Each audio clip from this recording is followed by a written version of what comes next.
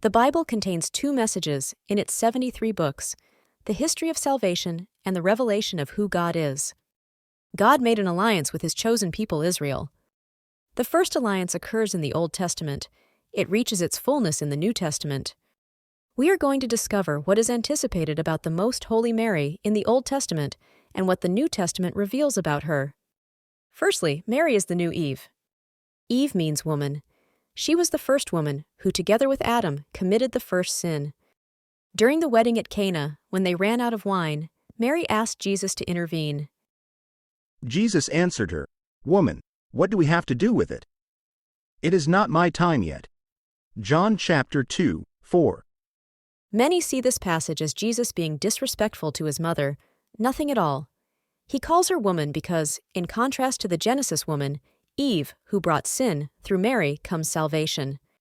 If you remember the passage, in the end, Jesus fulfills his mother's wish, transforming water into wine. Jesus loves his mother with a great filial love and obeys her as every son should do with his mother. Another passage in which Mary is called a woman is when Jesus was on the cross. Seeing the mother and the disciple whom he loved near her, Jesus said to her, "Woman, here is your son." Then he said to the disciple, "Here is your mother." And from that moment, the disciple received her into his house. John chapter 19, 26-27.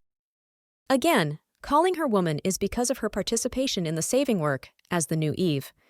Through her yes, fiat, salvation and reconciliation of the world with God, the Father came. This passage also clarifies a misconception about the Blessed Virgin Mary. There are many who believe that Mary had more children with her husband Joseph after having Jesus.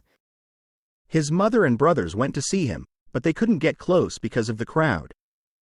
Then they announced to Jesus, "Your mother and your brothers are out there and they want to see you." Luke chapter 8, 19-20. In this case, the brothers and sisters are cousins of Jesus. If in truth Mary had more children, why does Jesus entrust it to John? In Jewish culture, the alliance was given through circumcision. That is why a woman, to belong to the chosen people, Israel, needed to be protected by a man: your father, your husband, your brother, or your son. Mary was a widow. Joseph was dead. His only son, Jesus, was about to die. If there were more children, giving her to Juan was an illegal act. It is clear that the Blessed Mother is a virgin before, during, and after childbirth. Secondly, Mary is the Queen. As Christians, we recognize that Jesus Christ is the King of Kings. If we go to the history of the kings of Israel, we discover that for them, the Queen was the mother. With the practice of having several wives, kings had the problem of choosing which of their wives would be queen. This situation was resolved by naming the woman who is one for each king, the mother. Bathsheba entered Solomon's house to convey Adonijah's request to him. The king came out to meet her, bowed before her, and then sat on his throne. They set a throne for the king's mother, who sat at his right. 1 Kings chapter 2, 1-9.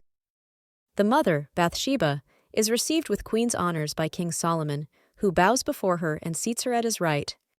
Another beautiful detail is that she is going to speak to the king, on behalf of another person, Adonijah. This is known as intercession. In the same way, the Virgin Mary, the Queen, intercedes for us before her Son, the King of Kings, Jesus Christ. Finally, the third comparison is the Ark of the Covenant. In the Old Testament, the Ark was built by Moses, by order of Yahweh. The ark contained a golden vessel with manna, Aaron's rod that had blossomed, and the tables of the law. Hebrews chapter 9, 4. While this first ark was made of gold, the second ark was conceived perfect, without sin. Then the sanctuary of God in heaven was opened, and the ark of the covenant of God could be seen inside the sanctuary. A great sign appeared in heaven: a woman clothed with the sun, with the moon under her feet and a crown of 12 stars on her head. Revelation chapter 11, 19, 12, 1. Mary is the new Ark of the Covenant, because she carried God Himself in her womb. The manna, bread from heaven given by God to the Israelites in the desert, is now the bread of life, Jesus Christ in the Eucharist. I am the bread of life. Their fathers ate the manna in the desert and died. But this is the bread that comes down from heaven, so that whoever eats it may not die. John chapter 6, 48-50. Aaron's rod, sign of the priesthood that God gave to the tribe of Levi.